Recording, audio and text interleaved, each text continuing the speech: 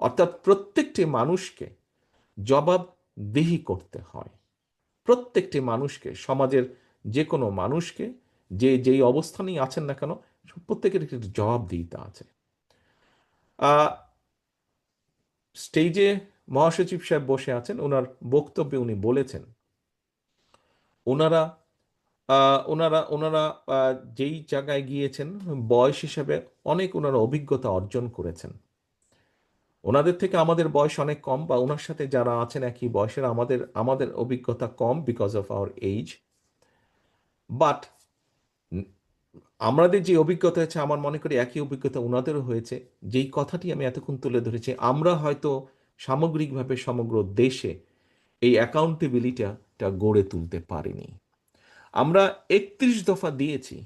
আজকে এই মুহূর্তে দেশে রিফর্ম নিয়ে অনেক কথা হয়েছে, অনেক আলোচনা হয়েছে। বর্তমান অন্তর্বর্তীকালীন সরকার রিফর্ম কমিটি গঠন করেছে, বিভিন্ন রাজনৈতিক দল গিয়েছে, তারা তাদের প্রস্তাবনা দিয়েছে। সম্মানিত কাউন্সিলর বৃন্দ, উপস্থিত অতিথিবৃন্দ, সভাপতি সাহেব, নিশ্চয়ই আপনাদের প্রত্যেকের মনে আছে বাংলাদেশ জাতীয়তাবাদী দল বিএনপি এই রিফর্মগুলো, এই যে যত রিফর্ম নিয়ে কথা হচ্ছে, তার 99% রিফর্ম, এই প্রস্তাবনাগুলো জাতির সামনে আজকে থেকে প্রায় ২.৫ বছর আগে বাংলাদেশ জাতীয়তাবাদী দল জাতির সামনে উপস্থাপন করেছিল। সেই কথাগুলোই বিভিন্নভাবে আজকে সরকার গঠিত রিফর্ম কমিশন আলাপ করছে বিভিন্ন রাজনৈতিক দলের সাথে। সেদিন কেউ নয়, বিএনপি এবং বিএনপির সাথে যেই সমমনা রাজনৈতিক দলগুলো ছিল, যাদেরকে নিয়ে বিএনপি রাজপথে আন্দোলনে ছিল, যাদেরকে নিয়ে বিএনপি চেষ্টা করেছে স্বৈরাচারকে হটাতে, জনগণের বুক ভরে শ্বাস নেওয়ার একটি পরিবেশ তৈরি করতে, সেই রাজনৈতিক দলগুলোকে সাথে নিয়ে বিএনপি ৩১ দফা বা রিফর্ম দিয়েছিল জাতির সামনে।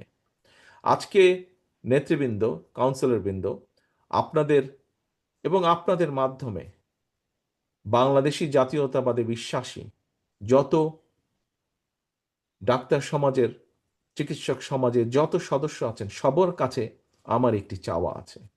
চাওয়াটি হচ্ছে, আমাদেরকে যদি শুধু স্বাস্থ্য খাতের ব্যাপারে আমরা ৩১ দফায় যা বলেছি সেটাকেও যদি আমাদেরকে বাস্তবায়ন করতে হয়, তাহলে ইনশাল্লাহ জনগণের সমর্থন নিয়ে আমরা সরকার গঠনে সক্ষম হলে আমাদের আপনাদের সকলের সহযোগিতা প্রয়োজন এই ৩১ দফার বাস্তবায়ন, এবং সেই সাথে অবশ্যই ৩১ দফার ভিতরে যে চিকিৎসা সংক্রান্ত যেই দফাটি আছে, চিকিৎসা ক্ষেত্রে যেই দফাটি আছে, সেটিকে বাস্তবায়ন করার জন্য।